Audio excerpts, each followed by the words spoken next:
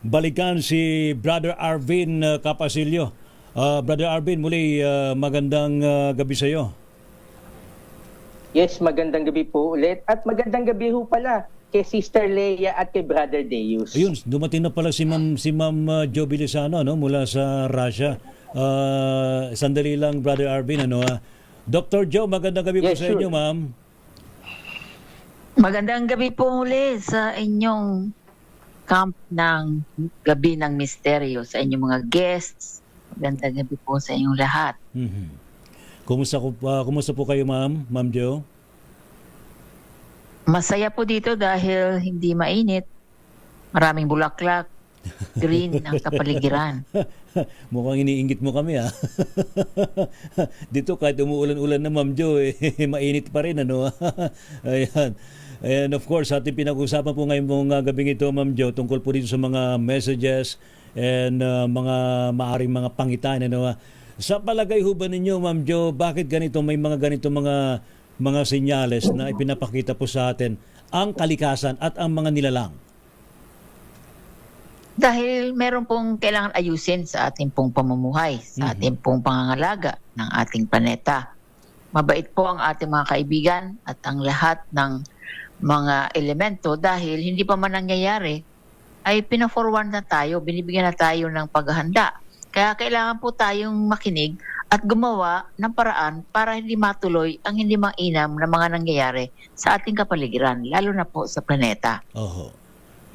Marami tuloy nag-iisip, Ma'am Jo, yung mga tensyon sa paligid, lalo sa may West Philippine Sea at yung mga girian ng mga powerful nations, ano, na sana naman hindi mauwi sa mas malalang problema, lalo na ng digmaan, Ma'am Jo. Tama po yan at ang ating role po na mga kung baga tawagin ay aware tayo sa mga nangyayari, hindi tayo influence, hindi tayo bulag, hindi tayo mga robots, hindi tayo manhid, ay kailangan tumulong po tayo na alisin sa lahat ng level ng kung baga tawagin natin ay files, memory files, sa cosmos, sa kaisipan ng tao, sa damdamin, sa ating pong cellular file, mga hindi mainam na mga nangyayari. Ayan. Alright, Ma'am Jo, ano, mamaya ating suriin mabuti yung mga mensahe at iba pang mga pangitain, mga senyales na binibigay po sa atin. Si Brother Arvin, Ma'am Jo, meron siyang i-share sa atin na nasagap niya habang siya kukuya-kuyakoy sa gilid ng sa tabi ng dagat. Brother Arvin, muli magandang gabi sa iyo. Yes, magandang gabi po. At magandang gabi rin po kay Dr. Jo Bilisano. Ayan. Sige, excited na kami, Brother Arvin. Ano ba nangyari? Yes, ganito pong nangyari. Sabi ko nga, ito nga ho ang pagkakataon ko na makakuha ng mensahe, dagat. Hinintay ko po magdilim gabi. Pagkatapos malakas po ang ulan, tamang-tama sabi ko, ito yung magandang pagkakataon. Yun nga lang, sobrang distraction yung ulan eh. Kaya it took me 30 minutes before I received the message. Talagang tsinaga ko po siya, nakapikit, nakaupo. Ngayon, ito pong mensahe ng unang entity o masasabi kong extraterrestrial ito eh. Sabi niya, masdan nyo ang inyong paligid. Anong klaseng mga nilalang kayo? Sinasayang nyo ang mga panahon nyo dito sa mundo. Bakit nyo pinagsasamantala ng bawat isa? Dapat namumuhay kayong mapayapa. Dapat namumuhay kayong maayos. Ito ba ang gusto nyo? Hindi ako makakatagal dito sa inyo. Kaya bigla po siyang nawala. And then, continuously meditating, a second entity appeared. At ang sinabi naman niya, pero bago siya nagsalita, nagdilim ang paligid. Nagulat po ako, sabi niya, yan, ganyan ang inyong nararamdaman sa isa't isa. Wala kayong mga nakikita. Puro kadiliman. Alam nyo kung bakit kayo nandito sa mundo? Bakit hindi nyo alamin? Bakit hindi nyo kilalanin ang inyong mga sarili? Bakit hindi nyo alamin kung sino kayo? So ako nagtanong na, naging curious, tagasan po kayo? Yun. Ang sagot sa akin, ako ay mula sa bituin na hindi abot ng inyong paningin. Hindi na ako matatagal dito. Kaya bigla din po siyang nawala. Okay. Yun lang po kasi parang nadidisappoint po sila dito sa atin. Yung bibisita po sila. Pagkatapos pag nakitang ganito ang mga ginagawa natin, bigla na lang po silang aalis. So, ang maganda ho dyan, katulad ng pinag-uusapan nung natin kanina, nagbibigay pa rin po sila ng warning sa atin, nagbibigay pa rin po sila ng paalala, at pinapaalala sa iyo na mahalin natin ang ating kapwa, mahalin natin ang paligid, at higit sa lahat, kilalanin mo sarili mo. Bakit ka nagkakalat? Bakit ka nananakit ng tao? Bakit ka nananamantala? Dapat po alamin mo rin. So, kumbaga self-awareness ang tinuturo sa atin. Hindi na rin po paghintay ng third entity kasi po, yan din po ang sasabihin niya. Sigurado ko eh. Kaya sabi ko, tama na yung dalawang message. Pwede ko na i-share agad dito sa mga tao. Tama. At sana magbigay ho sa kanila to ng paalala na balikan nyo ang inyong mga sarili para makilala nyo kung sino kayo. Yun. Salamat, Brother Arvin, sa na-share mo sa amin. Ano, Welcome po. Abay, Welcome. ang baga, parang Brother Deus, no? Hinahambalos pa tayo itong mga mga nilalang na ito para tayo magising-gising. Samantalang tayo dito, para naman kukuya-kuya-kuya lang tayo, wala naman tayong ginagawa, no? Oo. Pwede. Ayan, pero based sa mga ganitong mga connection, communication with them, hindi sila nagsasawa sa kapapaalala sa atin. Yun ang na-observe ko sa mga nilalang, lagi silang from time to time nagbibigay sila ng mga ganito mga paalala kasi parang tayong mga tao, parang pag walang mga reminders, walang mga paalala, parang nabubuhay na naman tayo sa kawalan. Totoo. Yung ba mga messages din na nare-receive mo, halos ganun din, no? Magkakapareho? Ako kasi, depende. Pinipili ko kasi yung message na dumadating sa akin. Kasi pwede ko namang i-skip lang yung parang pakinggan ko lang pero hindi ko naman siya i-voice out. So, pinipili ko lang yung sinasala ko lang yung dapat na message, no? Pero kung sa tingin ko naman ay puro negativity or nakaka-apekto din sa iba, no? Ay hindi ko na isinasawa. Hindi ko na entertain 'yon, mga ganon. So, meron kasing mga ganong messages talaga na parang lagi tayong pinapaalalahanan, merong mga message na parang wake up call, parang ganon. Uy, ano man ang nangyayari sa inyo? Bakit ganyan? Parang ganon. So, yun ang isa sa mga magandang sa kanila kasi they are always sending us parang signals and frequency ng good vibes. Speaking of signals, yung bigla tayong makakita ng 1111. Yes. Yung mga tatlong numero, di ba? Mga angelic numbers. Actually, mga angelic numbers na yan, maya't maya magpapakita sa atin yan kapag tayo masyadong naging abala sa ginagawa natin, di ba? Yes. Para bang kailangan mong tumigil muna sa ginagawa mo at isipin mo, ano ba to? Bakit ko nakikita to? Pero normally nakikita natin 1111. Yes po. Then iba naman nakikita natin 333, 444, 222, o di ba? Pag mga ganun po kasi, ibig sabihin, pag lalo ng mga angelic messages ang dumarating sa iyo or nakikita mo, ibig sabihin, you are aligned sa mga ginagawa mo. Okay. Baga lalo na yung 1111. So parang yes, we are parang nandito kami para sa iyo, kasama mo kami, parang mga ganun.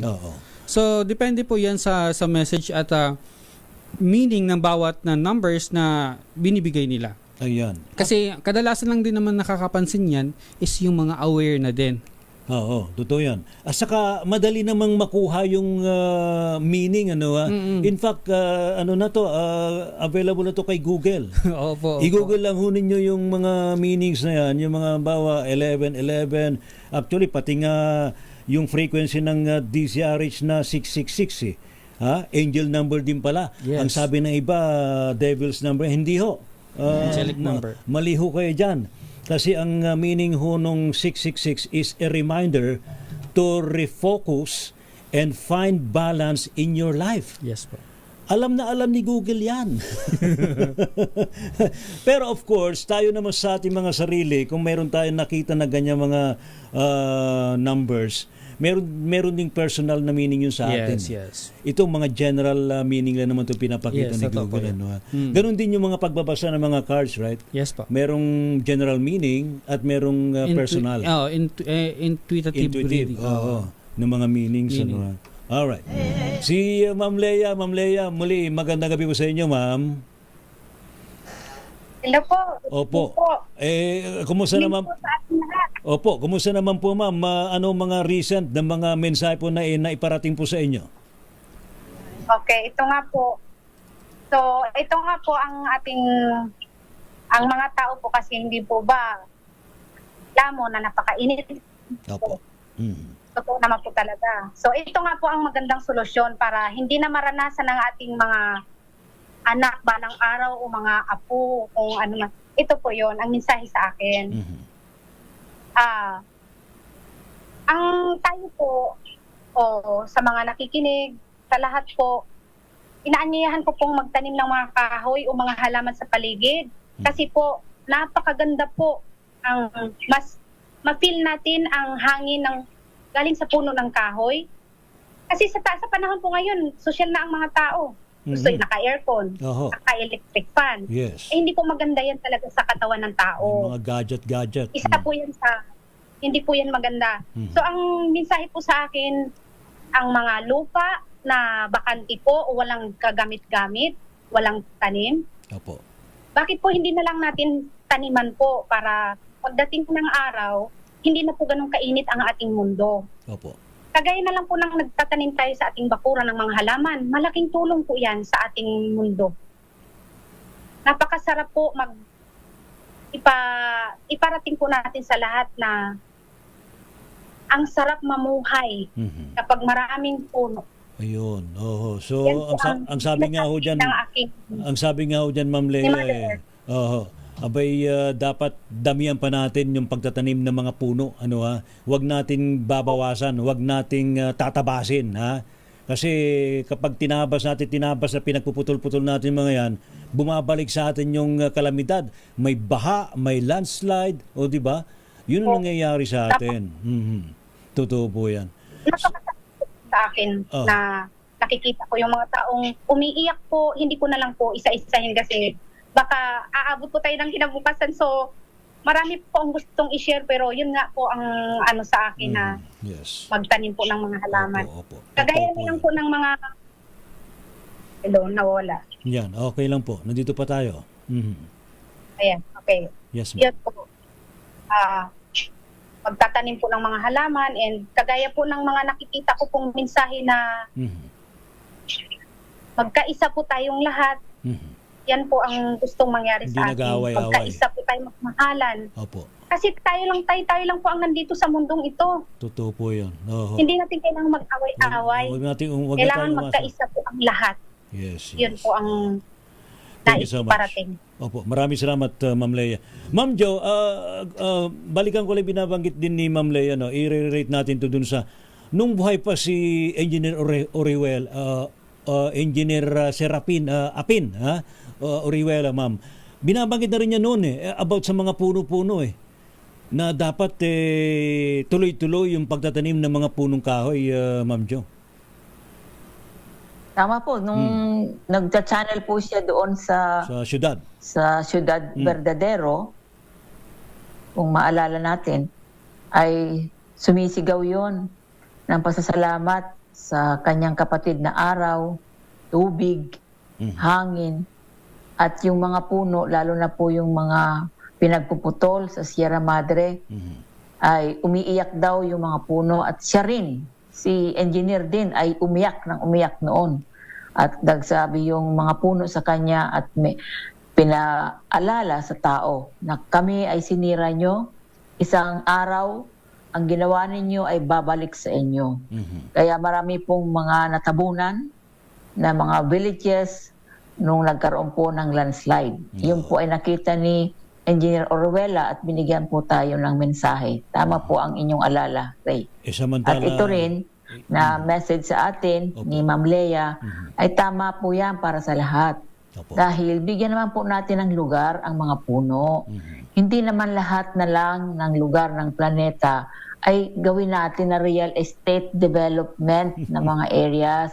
Kailangan po merong lugar ang mga puno. Ito'y atin pong hinihiling, pakiusap sa lahat ng mga real estate developers. Huwag naman po lahat ng lugar ay lagyan na lang ng semento. Dahil isang araw, ang sabi sa akin, Ray, ng tubig ay tatabunan din tayo ng tubig. Dahil ang architect po ng ating mundo ay si Architect Tubig. Siya po ang nag-aayos pag hindi na ang ecosystem ay hindi na balansyado, Hindi na balanse, ay tinatabunan niya lahat para maayos. Ayun. Pero Ma'am Jo, siguro bigyan lang natin ng matinding diin na yung paipag-ugnayan natin ang komunikasyon sa kalikasan, sa puno, sa tubig, sa araw. Hindi kabaliwan to, Ma'am Jo. Kasi sabi nung iba dyan, ay nababaliw na yata si ganito, nakipag-usap sa puno. Nakipag-usap sa araw. Hindi po ito kabaliwan, Ray. Ito ang dapat nating ginagawa. Ang bawat dahon na makita natin, na mahipo natin, ay kailangan pinapasalamatan araw-araw. Dahil siya ang ating life partner. Pag wala pong dahon, walang puno, ay wala po tayong oxygen. Totoo yan. Walang buhay ang planetang ito. Walang oxygen. Ayan, na siyang kailangan natin.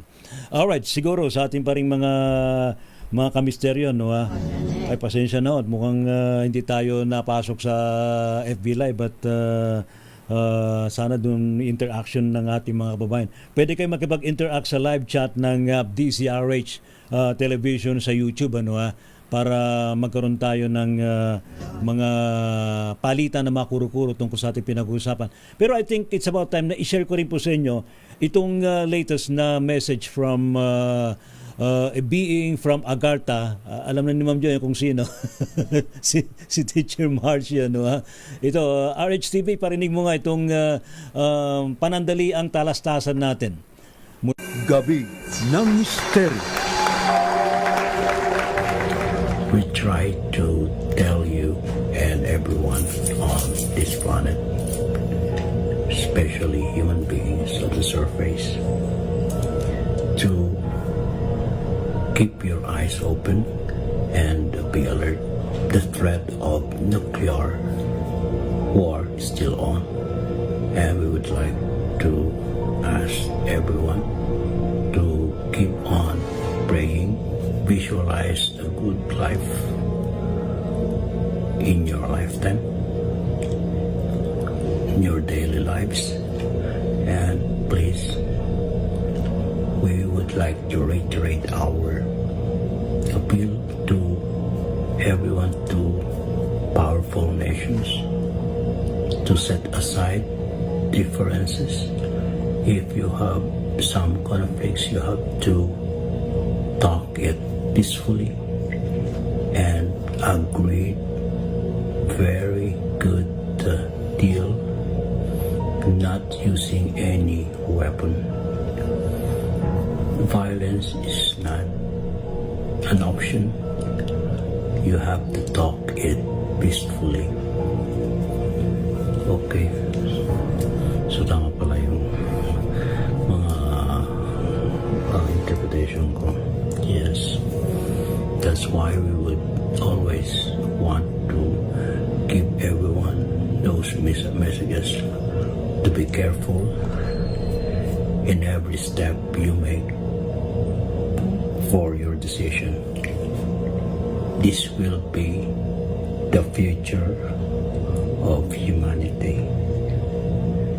Instead, you have to focus your lives on how to evolve, how to love one another, how to save the planet, and eradicate those weapons of mass destruction, because it will not give you good life on this planet.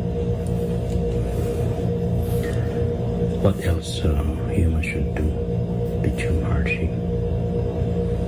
I am always trying to teach everyone to connect to the source of everything, to be calm, to be more faithful to the Creator, and be kind to everyone. Do some practices to raise your vibrations so that you can solve any differences in a peaceful manner and seeing the big picture of your lives. Gabi ng Misteryo. Yun. Ma'am Jo, mukhang makahulugan na naman yung mga binanggit ni... Naramdaman ko, Ray, ni Teacher yung Maharshi. energy ni Marcy. Oo. By, Kahit recording lang. yes. Yes, ma'am. So, ginigising ulit tayo. Mga taga-Agarta na itong mga nanggigising sa atin. I think sila rin affected, no, Ma'am Jo, kung ano man nangyayari sa mundo natin. Sila na nasa kabilang dimension, like dyan sa kingdom ng Agartha, ay affected din sila, no? Ano nangyayari sa atin sa lupa? Lahat po yan dahil tayo para nasa loob ng isang bola ng energetic field. Kung ano ang mangyari, kung anong vibration doon sa east, west, north, south, kumbaga ay lahat po apektado. Kaya tayo ay pinapakiusapan nila, pinapaalala nila na sumunod tayo sa batas ng kalikasan. Opo, ayun. Nabanggit nga rin doon yung tungkol sa to save our planet, masyado na yata nating tawag dito, sinisira ang planeta natin, Kaya siguro dapat talaga magsigising ng lahat. Brother Deus, so far, ano yung parang nakaka-touch yung mga binanggit ni Teacher Marcy dun sa kanyang message, Ayun po. Para sa ating lahat. Maganda yung message, no, actually, a very positive message, no, na parang may wake up call and meron din parang nagbibigay pa siya ng idea kung ano yung dapat gawin ng mga taong makaka-receive ng message. Oo. So, yun nga, kanina, Oo. may Yes. nakita akong Sige, go ahead. parang, alam mo yung alien na tsura, Okay, yes. na parang kulay green something na Alright. Oo. parang may nag-flash sa akin habang nakikinig ako dun sa message na yun. Oo. Kaya sabi ko, ano kayo tsura ng mga... Bakit parang may nakikita akong Talaga ba? Hindi naman nakipag-communicate sa'yo yung Hindi being na naman. yun. Hindi ko na tinanong kasi parang nawerduhan din ako. Sabi ko, parang bakit may nakikita akong Sabi ko, totoo pala yung sinasabi nila na meron talagang pumupunta dito. Totoo yun. Totoo yun. Kasi Alam ni Ma'am Jo. akala ko dati, sabi niya, may bisita tayo. Sabi ko, parang hindi ko naman masyado naramdaman. Tapos nung nandito na ako, parang nakikita ko yung totoo yun. May mga biglang dumarating. Welcome natin yung ating mga brothers and sisters from Galactic Federation. Ayan. Si Brother Arvin. Brother Arvin, ano ang masasabi mo dun sa iniwang mensahe sa atin ni Teacher Maharshi? Yes. Doon po sa iniwan message ni Teacher Maharshi, seryosohin po natin to. Wag ho natin i-neglect, wag ho natin i-decline, wag ho natin baliwalain sapagkat ito po ay napaka-importante para sa lahat po ito. Alam nyo, sa pool po kanina yung sa sinabi ni Dr. Jo, along the way, going back and forth dun sa beach na pinuntahan po namin somewhere in the south, puro realty o property development na talaga nangyayari. Nang hihinayang po ako sa mga dinadaanan ko. Puro subdivision at kung ano-ano mga magagandang bahay na dapat sana pinakikinabangan natin yung lupa Wala na uwi na tayo dyan. So kailangan na lang po natin ipaalala sa ating mga kababayan at sa mga realty developer na yan na medyo control naman po. Yun lang po dapat. Tama yun lang naman, po. Totoo yun. Hindi yung kung saan-saan na nagpapatayo ng mga subdivision, ng mga industrial complex, ng... Opo, tsaka yung message po ng mga itis, di ba? Oo. Yung mga message po ng itis, wag ho natin babaliwalain tayong mga tiis. Saan ba sila magpapakita sa ating lahat? Yung bang isang senaryo, Brother Deus, na kapag lumabas ka ng building, may makikita ka mga flying saucer, mga ship, mga beings. So, binabanggit mo, biglang may nagpakita. Pero yan, etheric kasi mga yan Hindi makikita ng physical eye natin Yes po. Hindi talaga yun makikita ng physical eye natin unless you are gifted talaga o tsaka attune ka sa vibration. Totoo. Lalo na sa frequency. Kasi kung hindi match po yung frequency mo together with them, wala kayong signal na matatanggap, wala kayong messages na matatanggap. You said it. Yung frequency and vibration. Actually, yan ang purpose nung tinatawag nilang fifth dimension ascension. yung ating consciousness ay i-raise natin to higher fifth dimension. Yes po. Kasi sila karaniwan na sa fifth dimension, pataas. Yun yung kanilang vibration. So, yun yung ginagawa natin dito. That's why we are here. Ini-explain natin kung paano tayo mag-raise ng vibration para kahit paano makatulong sa lahat na tayo'y umangat. Yes po. At makita natin sila. Yes po. Yun. Alright, Brother Deus, maraming salamat sa iyo. Saan ka raw pwedeng mapuntahan na may mga gustong humingi ng tulong sa iyo? Kung may mga gusto magpa-cleanse sa kanilang mga bahay, na baka may mga gumagalang hindi kaali-aliwalas dyan. Ano, ha? Ayan, so pwede po nila akong lapitan sa aking Facebook. Ayan, Deus Abbas. Makikita po ninyo ang aking page and aking Facebook. Tapos, meron pa palang isang mensahe no, na nangyari ito magtagal na panahon. Ito ay nung nandoon pa ako sa Calamba before. Okay. Natulog kasi ako nun sa kotse nun, kasama ko yung boss kong attorney. Okay. Suddenly, nagulat ako, merong babaeng nagpakita sa akin. Ano yun? Si Maria Makiling. Oh, si Maria Makiling. Okay. Hindi ko siya kilala nung umpisa kasi sabi ko, sino tong babae na to? Nakulot ang buhok, na malaginto. Sabi niya sa akin noon, iba pa yung mayor doon. Sabi niya, ayaw ko na sa mayor dito. Tapos kasi ang katwiran niya, parang ginagawang subdivision na yung bundok. Totoo yan. After ilang years, nagulat ako pagbalik ko sa Calamba, iba na nga talaga mayor. Napalitan na. Napalitan nga. Yan. Isa ring ano yan, isang tip din yan sa mga politiko, ha. Sa mga tumatakbo sa mga public position, ano, ha. Siguruhin po ninyo ng inyong plataforma de gobyerno ay makakalikasan. Totoo po yan. Makatao. Hindi yung puro iniisip lang kumita. O, di ba? Ano ba mga ginagawa mo ngayon so far, Brother Deus? Like energy cleansing? Ngayon kasi nag-house cleansing din ako, personal cleansing, ayan, tapos mga rituals. And so may mga ginagawa naman ako na ngayon, bukod doon sa spiritual, meron din akong parang pang material.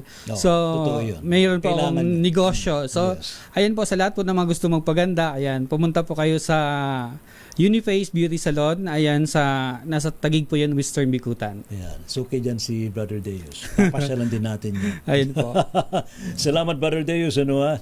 Brother Arvin, muli maraming salamat sa iyo. Ano, and thank you so much sa mga ibinahagi mo rin ng mga messages. Brother Arvin. Yes, maraming po salamat sa inyo sa pagkakataong ito. Pagka may mga messages pa ho kung masasagap, ibabahagi ko po sa inyo. Thank you. At saka kung gusto niyo ho kung makontak, hanapin niyo lang po buong pangalan ko, Arvin Capasilio. Alam niyo, brother, mula nung nag-a-appear ako dito sa program niyo, marami na ho kong messages din na natatanggap. Ultimo nga nagtataka ako, pati pagtataboy ng mga malas. Hindi ko, pasensya na kung hindi ko sinasagot kung paano itaboy ang malas kasi meron po tayong tinatawag na universal law of attraction. So, ipaki-elaborate na lang po. Hindi ko na lang po i-explain yun. Kayo na lang po bahala mga nag-message na alamin ko ano universal law of attraction. Yun na lang po. Maraming po salamat. Thank you so much, Brother Arvin. Ma'am Leia, nako, maraming salamat po sa inyo binigay sa amin na oras ngayong po gabing ito sa Gabi ng Misteryo. So much po. Oho, ano ho bang ginagawa ho ng isang Ma'am Leia? Ito po, sir. Sa bahay lang po ako. Hindi naman May mga hindi naman kayo nanggagamot. natutulong, may mga natin po sa akin, sir, na yung iba nagpapahula. Tutulungan ko po kahit pa paano, natutulungan ko rin po sila makakonek sa kanilang pamilya na pumanaw na po. Sabi ko rin sa kanila ang mga sinasabi ng mga kamag-anak nilang pumanaw at nakaresonate naman po sila. Yun po ang nais ko kung sa mga gusto pong lumapit na magpapatulong po na makikonek sa kanilang pamilyang pumunta, mga kaibigan. Andito lang po ako, pwede rin po akong i-message po sa aking Facebook. Ang Facebook Marami account. po akong gustong i-share. Pero kung nais po akong imbitahan uli, yes, why not? salamat po. Opo. Ang Facebook account ni Ma'am Leia ay Leia Sereño, no? Ma'am Leia. Pwede kayo ma-contact sa Facebook page niya, no? Salamat, Ma'am Leia. Ma'am Jo, maraming salamat po sa inyo, ma'am. And ano po yung pahabol na gusto nating gawin ngayong gabing ito? Salamat, Ray. At ang mensahe sa atin ay patuloy po tayo magpasalamat sa ating pong may likha at sa lahat po ng elemento. Salamat po, mahal na tubig, apoy, araw, ating pong lupa, ang ating pong hangin sa patuloy na pagsuporta sa ating buhay at ating planeta. Humihingi po kami ng patawad sa lahat po ng pag-alipustang nagawa namin sa planeta, kapwa-tao. At tinihiling po namin ngayon, pakilagay po ng inyong mga kamay sa inyong dibdib, ang inyong pong pagbasbas Opo. sa dakilang may likha ng wisdom to live life. Wisdom to live life. Nakikita, nararamdaman po natin ang spiral of golden silver light na pumapasok sa lahat ng ating bumbunan sa ngayon. Maraming salamat po. Thank you so much, ma'am. Thank you, Ma'am Jo. Si Ma'am Jo Villasano po isang Reiki Master and pwede po kayo makipag-ugnayan sa Auhay, Ma'am Jo, no? Auhay PH. Holistic Auhay Academy. PH, Auhay Family po, pwede po silang mag-message kung kailangan, gusto nilang na maging scholar natin sa tinuturo natin na self-healing, about the energy medicine, nagbibigay po tayo ng scholarship. Saka yung alignment ng spine. Ino-offer nyo rin yan, no? Alignment Yung ng Dawn spine, method, plasma therapy, Ray. Thank you so much, Ma'am Jo. So, thank you uli, Brother Deus. And sa ating mga kababayan, maraming salamat po sa mga sumubaybay po sa ating programa, Gabi ng Misteryo.